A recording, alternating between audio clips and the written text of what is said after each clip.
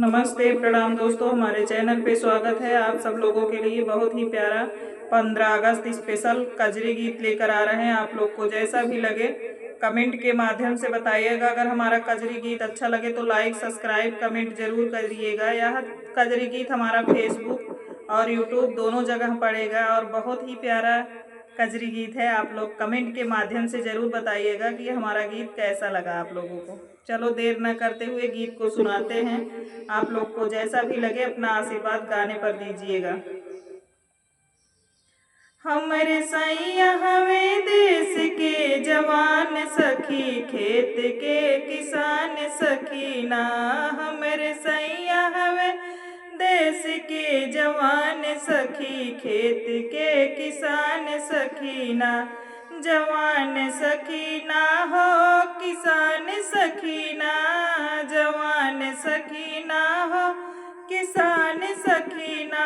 हमरे सैया हवे देश के जवान सखी, खेत के किसान सखी ना। हमरे सैया हुए देश के जवान सखी, खेत के किसान सखी ना। करी कितना हम उनके गुणगान सखी, खेत के किसान सखी ना। ड्यूटिया अपन निभावे बैरी देश के भगावे, ड्यूटिया अपन निभावे बैरी देश के भगावे, बैरी देश के भगावे, बैरी देश के भगावे। बाटे देशवा पे उनके गुमान सखी, खेत के किसान सखी ना। बाटे देशवा पे उनके गुमान सखी, खेत के किसान सखी ना। हमरे सैया हुए देश के जवान सखी, खेत के किसान सखी ना।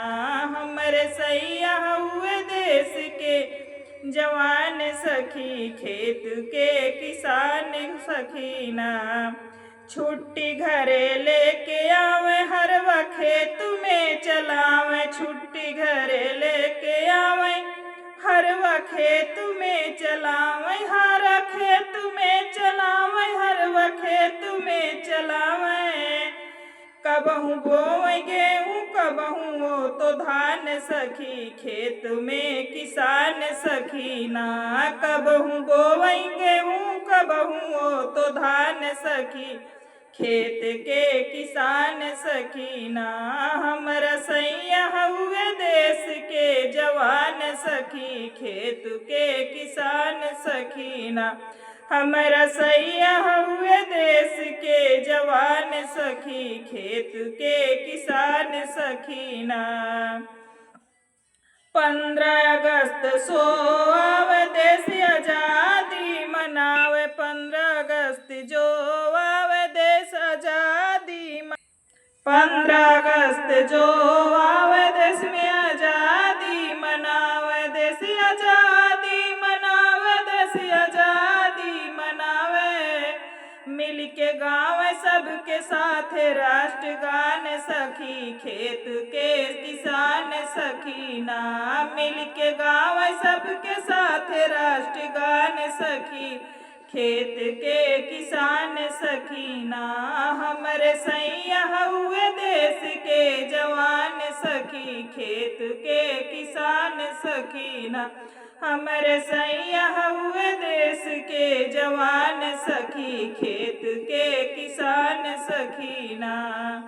दोस्तों हमारा कजरी गीत जैसा भी लगा हो आप लोग कमेंट के माध्यम से ज़रूर बताइएगा और हमारे गीत को पूरा विजिट कीजिएगा, तभी आप लोगों को आनंद मिलेगा। और अपना आशीर्वाद हमारे गाने पर बनाइएगा। इस छोटी बहन को ढेर सारा आशीर्वाद दीजिएगा। बहुत बहुत धन्यवाद हमारे यूट्यूब फैमिली को और फेसबुक भी फैमिली को।